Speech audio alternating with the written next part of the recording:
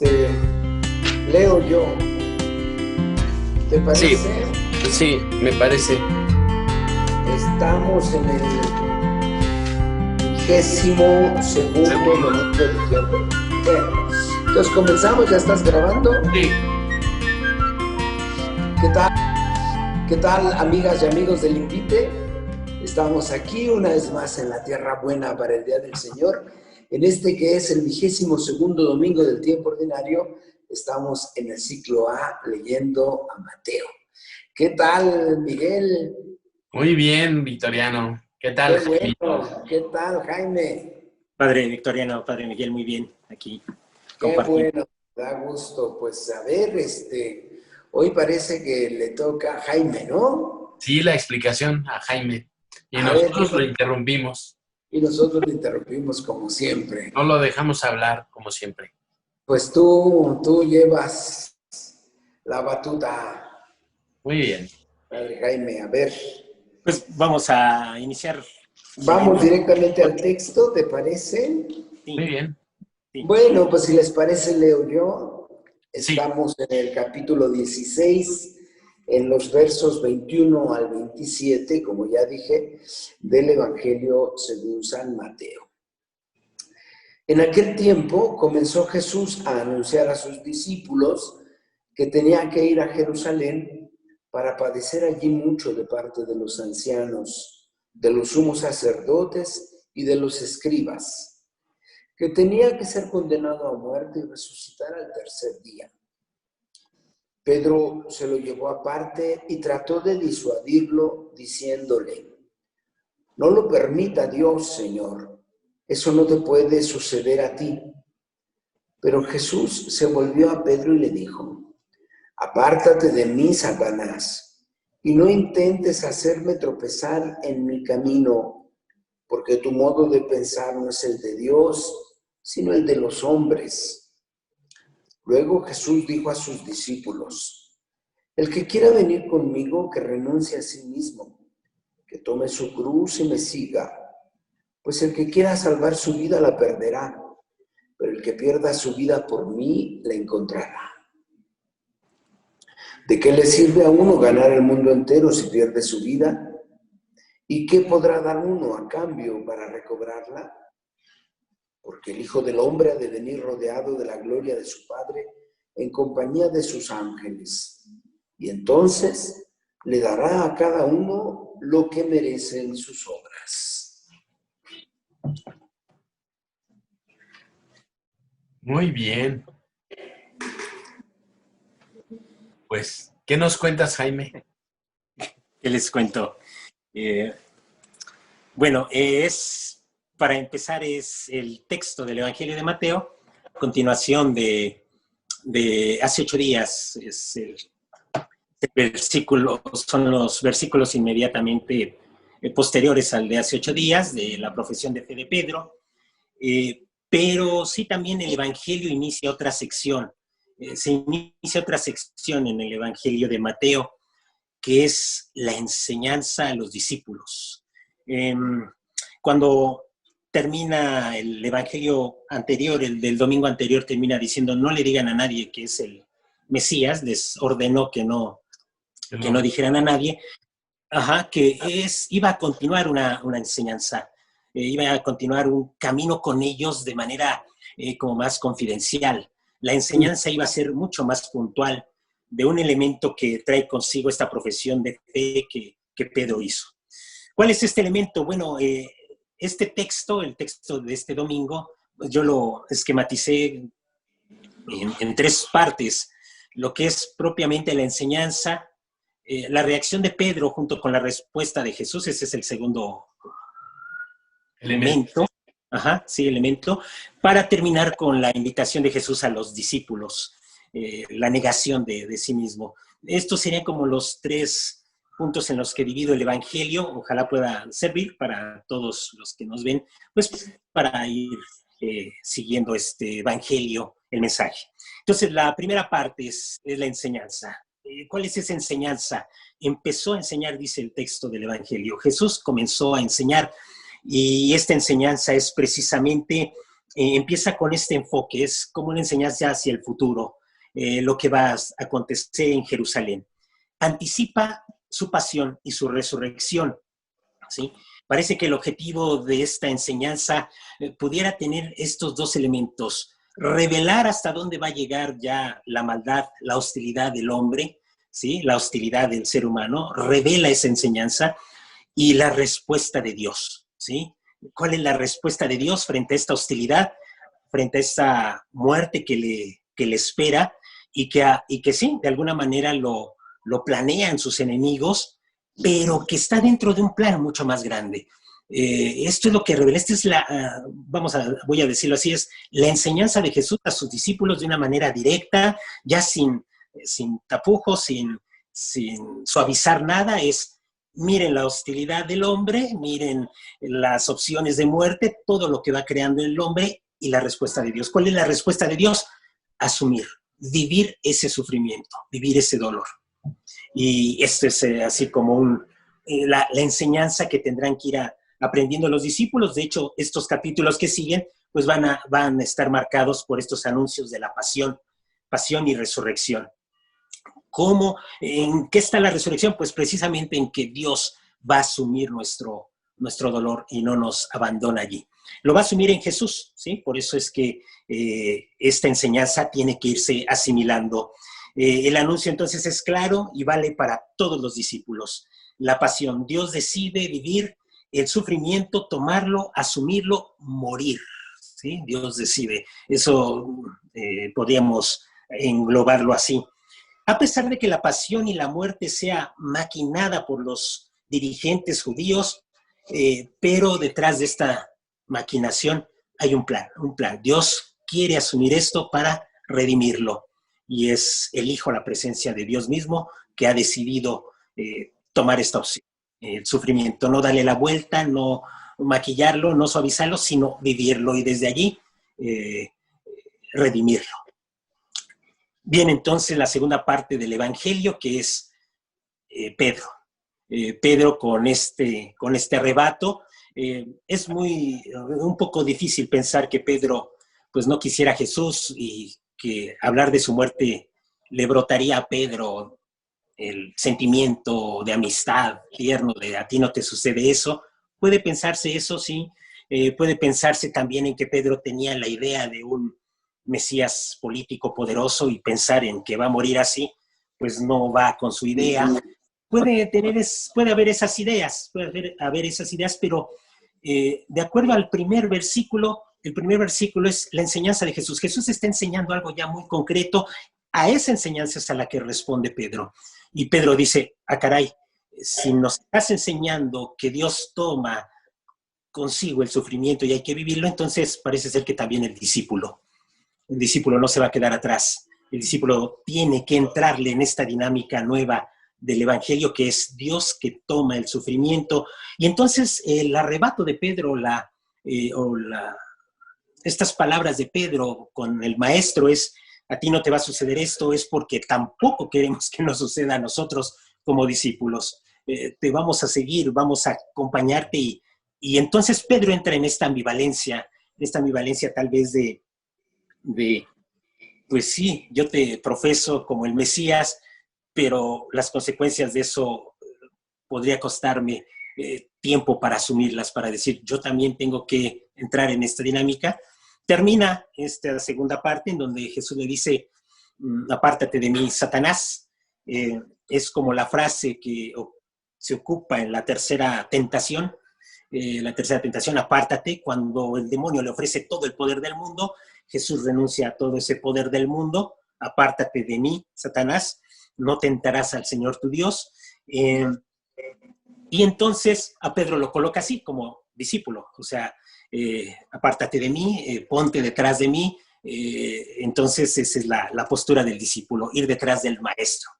Este es el segundo momento del Evangelio. Ya el tercer momento está marcado por la invitación de Jesús a sus discípulos. Sigue siendo toda esta dinámica de Jesús con sus discípulos, y es la renuncia. ¿Qué es la renuncia? ¿Qué es la negación de sí mismo?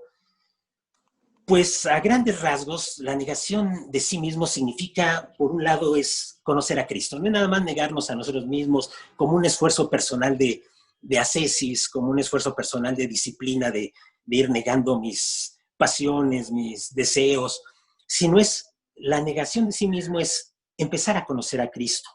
Es fijarnos en aquel que va delante de nosotros, no tanto en lo difícil del camino, que ahí ya si el cristiano se fija en en el camino difícil de ser cristiano, pues se queda en su propio esfuerzo, decir, pues yo tengo que cambiar, tengo que ser otro, pero no se fija en Cristo, se fija más en sus esfuerzos personales. Entonces, la negación de sí mismo es conocer a Cristo, fijarnos en aquel que va delante, y es una apuesta consciente por una orientación de la vida ya no basada en el yo, sino basada en Él, en Cristo.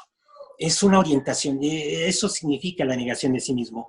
Ya oriento mi vida de una manera consciente, libre, también voluntaria, hasta donde más pueda yo caminar, Cristo, hacia Cristo. Ese podría ser la negación y esta podría ser como la provocación de Jesús de decir, negarse a sí mismo, tomar su cruz, que ya lo hemos visto, que significa la pasión, significa el sufrimiento tomado, y bueno, con esta invitación ya se termina este primer texto, este texto, y se termina esta tercera parte en la que yo dividí este texto. Tres momentos de este relato, y que bueno, me han dado un poco la luz pues para hablar de esto de la negación como una opción por Jesús, como si lo viéramos positivamente, por así decirlo, ¿sí? La negación de sí mismo es hacia quién voy a voltear, hacia quién voy a mirar, quién va, quién va a ir dirigiendo mi vida, por quién voy a apostar. Es conocer a Cristo, es seguirlo. Y esta será la enseñanza que en esta sección del Evangelio de Mateo pues van a ir aprendiendo los discípulos, pues hasta la pasión, hasta esos momentos críticos. Entonces, por ahí yo pondré esas ideas que ojalá pudieran iluminar un poco la comprensión de este texto. Y bueno, Perfecto, perfecto. por ahí. Victoriano, ¿de qué te cuelgas? ¿Qué te gustó Me cuelgo. para comentar? ¿De qué idea te cuelgas? Sí, me llama la atención, bueno, en realidad es algo de lo que venía yo comentando la semana pasada a propósito de la humanidad. Este movimiento que subrayas, Jaime, de un Dios que asume hasta las últimas consecuencias la humanidad, ¿no? Porque la cuestión de Pedro, a mí a veces me antoja ahí como, pues no, tú no estás como en condiciones de asumir también el precio del pecado, el precio de la separación, ¿no? No, es como la dificultad de entender el verbo encarnado, la dificultad de entender la encarnación del Hijo de Dios, de entender que la aventura, por decirlo de alguna manera, la aventura humana de Dios sí es en serio y es hasta las últimas consecuencias, ¿no?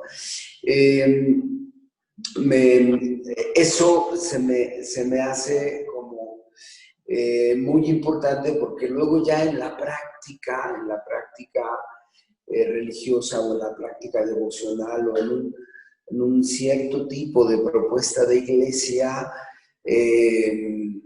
a veces están todos menos Jesús en el centro. Y más como facilitadores o como mediadores o como intercesores que en la lógica de seguir, del negarse a sí mismo y seguir a Cristo Jesús. Y entonces me parece que cuando Cristo viene desencarnado o deshumanizado, pues resulta más difícil el ideal cristiano, porque entonces no tienes de dónde asirte y entonces se dificulta más esta renuncia, que no es otra cosa que eso que Jesús dirá en algún momento en el Evangelio, el que se pierde a sí mismo se encontrará, ¿no?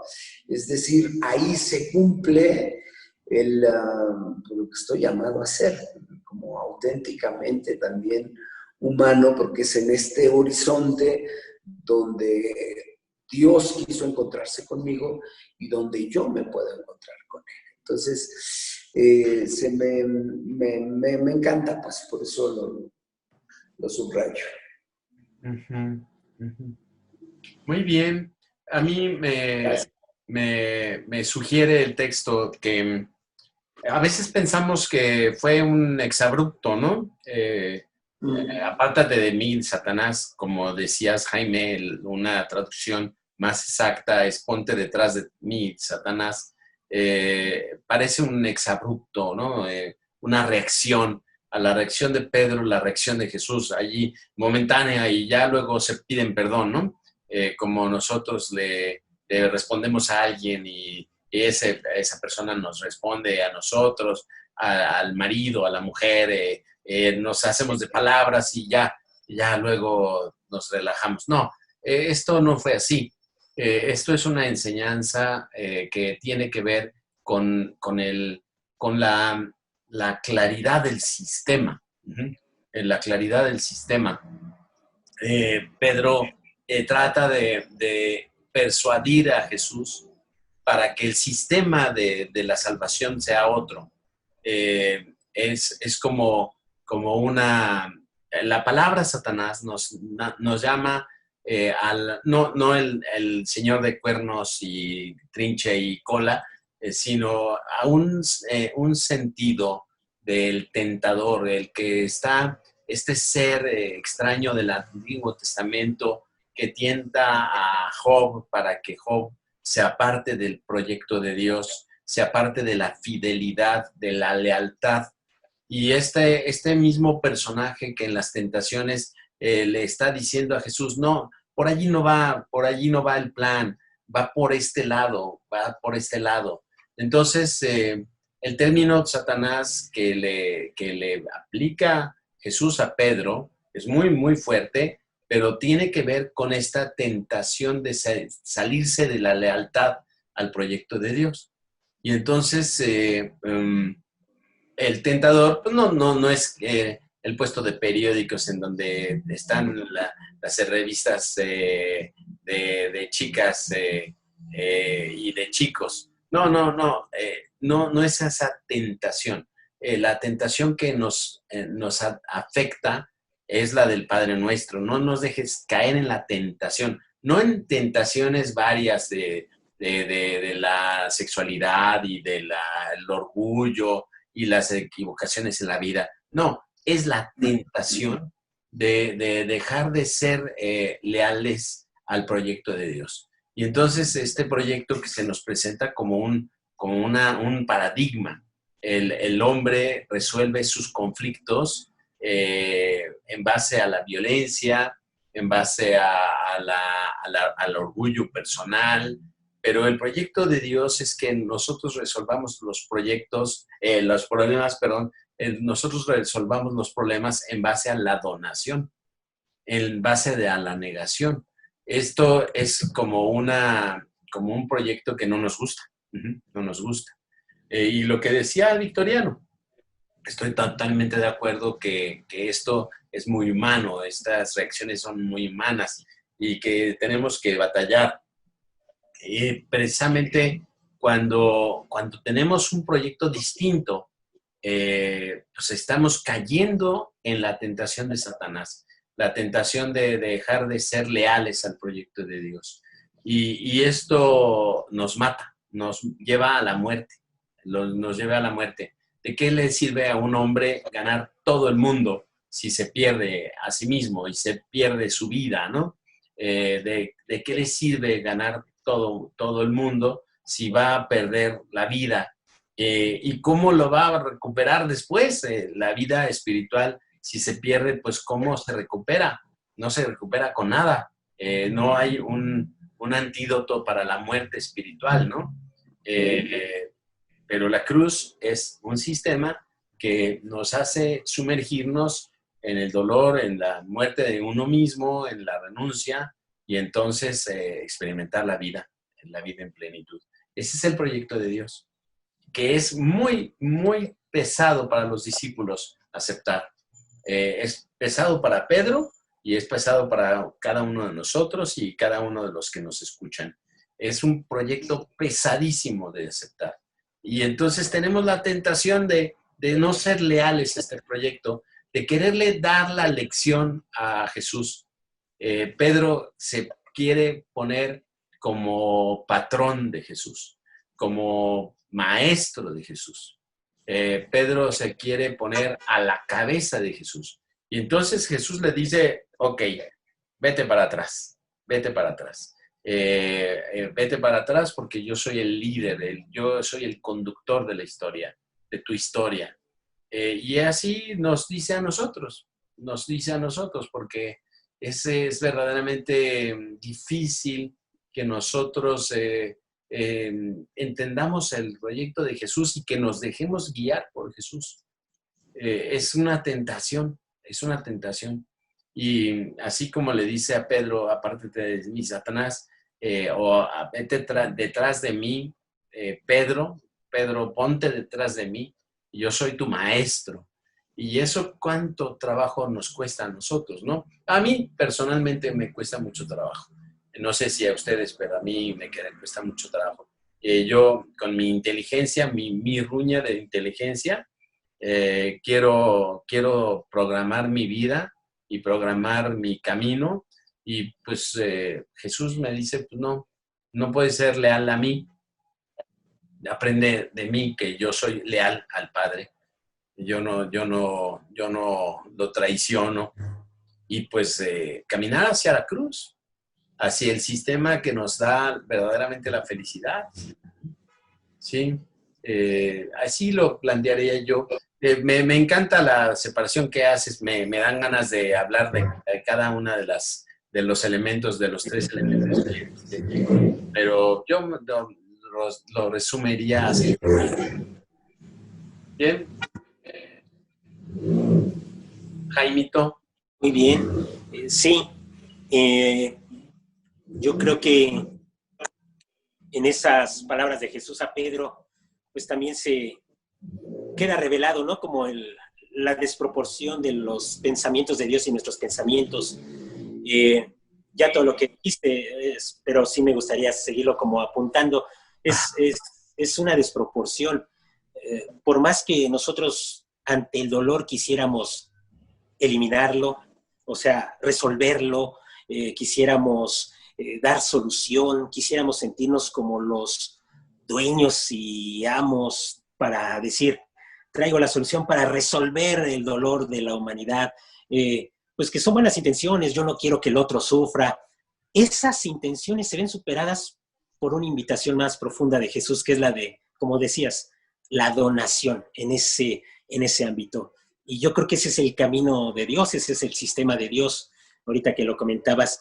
Y sí, por supuesto, yo creo que en mí la tentación es mucha la de querer resolver como el dolor del otro o querer resolver sus situaciones precarias del otro, cuando en el fondo es más una donación, estar ahí con ellos, es permanecer, anunciarles que detrás de todo eso está Dios viviendo con nosotros, es otra cosa, es donación. Entonces sí, es una lucha constante y no dudo que pues como iglesia, como comunidad también de discípulos, como iglesia, pues también tenemos estas tentaciones de a veces sentirnos poderosos, de decir que sí estamos haciendo muchas cosas por los demás, pero es a partir de esta enseñanza de la cruz, de la donación, como que nos volvemos más discípulos, más en nuestro lugar, ¿no? Atrás de Jesús. Entonces sí, ese señalamiento estuvo bien. Bueno, no.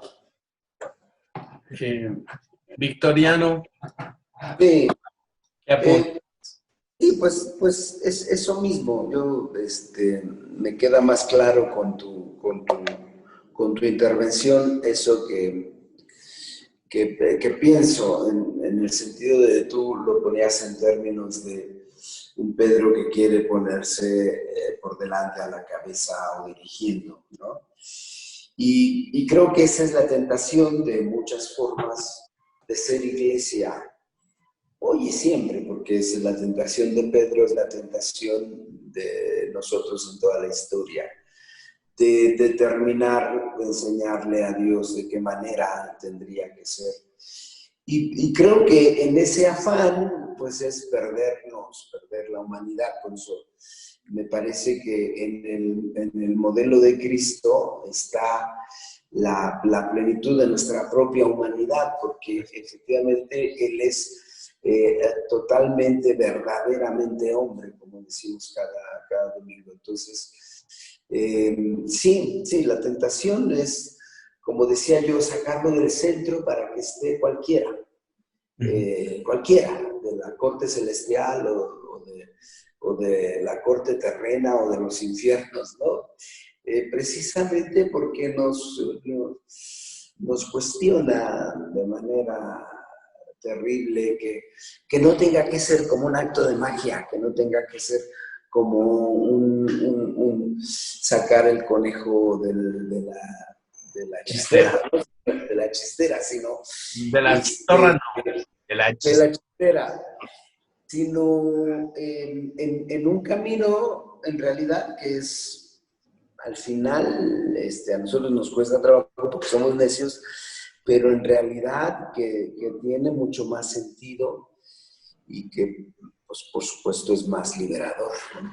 Sí, no sé si ustedes le dan la sensación, pero quitándole los cuernos y los trinches y las colas rojas a este ser que en la tradición cristiana está como una personificación del mal. Este ser de la Biblia, este diablo o Satanás en hebreo, Satán en hebreo, es un personaje que hasta cierto punto parece bueno. Parece que está protegiendo a Dios. Y hay una serie de relatos allí de Job y de Satán en el Antiguo Testamento que parece que están protegiendo a Dios.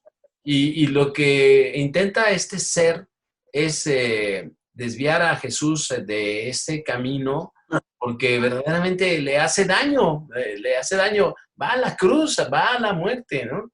Entonces, no siempre la salvación que nosotros imaginamos es la que Dios diseña para nosotros. A veces nosotros queremos otros tipos de salvación que nos parecen más elegantes, más bondadosas que la donación de uno mismo. O más justicieras, ¿no? Sí, y más humanas, más humanas entre comillas. Me haces pensar en una escena de esta película de La Duda con Meryl Streep y Hoffman, donde la novicia le decía, pero entonces se comprobó todo, y decía, no, pero su reacción me hizo comprobar que él, hablando del sacerdote, que él era culpable, ¿no? Y entonces la novicia esta se queda sorprendida, dice, ¿cómo? Y entonces ella dice algo así como, porque para cumplir la voluntad de Dios a veces hay que separarse un poco de él, ¿no? Y entonces es esta osadía, esta arrogancia. Perversión, ¿no? Terrible, ¿no? Es como aquello de los males necesarios. Sí. Y dices, no, ese no es el planteamiento de que... Pero en nuestra arrogancia es esto que dices, hay que proteger a Dios, porque Dios es muy bueno. Entonces, ciertos trabajos sucios, además de bueno, frágil. Además de bueno, frágil. Además de bueno, frágil, y entonces bueno. Sí, nosotros somos como los guarros de Dios, ¿no? Que le hacemos el trabajo sucio y lo protegemos para que no le pase nada.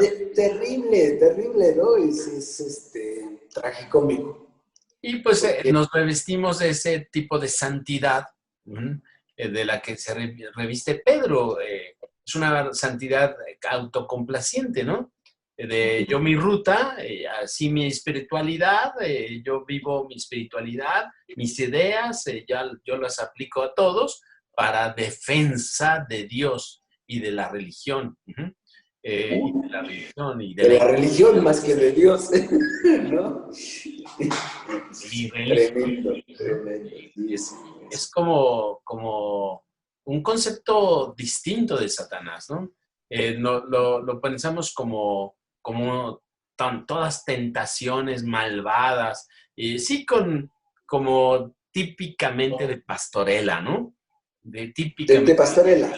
De los pecados capitales y pues te tienta y para la lujuria y el prestigio, pero no, Satanás es más sutil, es más bondadoso, ¿no? Es más, sí, parece que hasta protege a Dios. Sí, le salva, es eso, es hacerle la chamba a Dios, ¿no? Sí. Y entonces pues, se queda ahí como, apláudanme, ¿no? Es tremendo esto, porque efectivamente, como dices, es sutil, es engañoso. A veces pues, estamos muy atentos a las tentaciones, ¿no? Pero no esta tentación.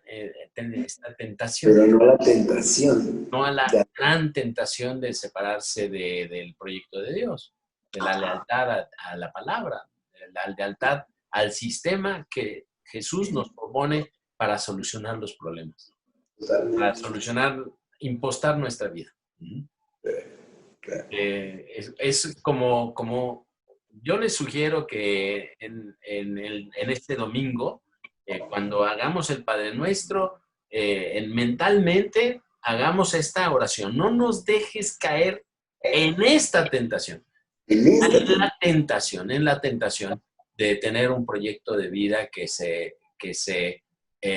disculpa del proyecto que Dios tiene para mí. Sí, esa es la tentación constante. Y la más pérfida, porque no se reviste de modos... No hay maldad en la tentación. No hay maldad. No hay maldad, es tremenda. ¡Wow! No hay maldad. Hasta parece buena. Muy bien. ¡Wow! Pues sí, yo me quedo ahí con esta tarea de estar muy atento, ¿no? Muy pilas ante estas insidias, porque esa es la verdadera insidia del mal, ¿no? Sí. De revestirse de formas defensoras como Pedro. ¡Wow! ¡Qué padre! Bien. Jaimito, unas últimas palabras. Sí, ahorita que tú estabas... Ya no te dejamos hablar, como nos dicen. Sí. Ahorita que estabas diciendo que si no tenemos la sensación de que si al demonio le quitamos el trinche, los cuernos, la cola, queda un ser bueno, yo te iba a responder, pues quedo yo, ¿no? O sea, queda uno. Queda uno, ¿no? Pedrito, que son todos nosotros. Sí, ¿no? Queda uno. Y sí, con esto de revestir de bondad muchas cosas, ¿no? A veces de heroísmo, ¿no? Revestir de heroísmo, revestir de suficiencia, de autosuficiencia. Entonces, sí, es muy... De defensa de la fe. Sí. De apologética.